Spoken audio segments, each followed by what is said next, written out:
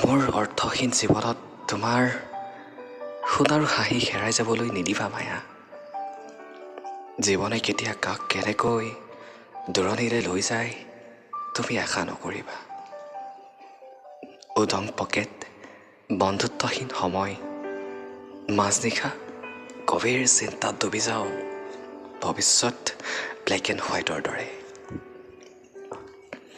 মোৰ ৰঙীন সপোনৰ অভাৱত এডাল সাধাৰণ পেঞ্চিলে মই সুখী কৰিব নোৱাৰোঁ মায়া। সানি দিব নোৱাৰোঁ কেঁচা সোণৰ নিবাচ চাদৰ। আৱেগৰ দুখৰ ৰাতিত পূৰ্ণিমাৰ জোনটো যেন লুকাই যাব বিচাৰে কলা মেঘাচ্ছন্ন ডাৱৰত। তোমাৰ হাস্যকৰ মিঠা নামটোৱেই স্পন্দিত বুকুত কম্পিত হয় উশাহবোৰো। কাঁচি জোনৰ দৰে পলকতে আহি দেখা নিদিবা তিতকতো।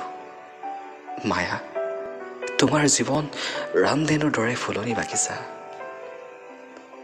সিহঁতৰ উশাহ নিশাহত তুমিও আজি বিলীন মায়া।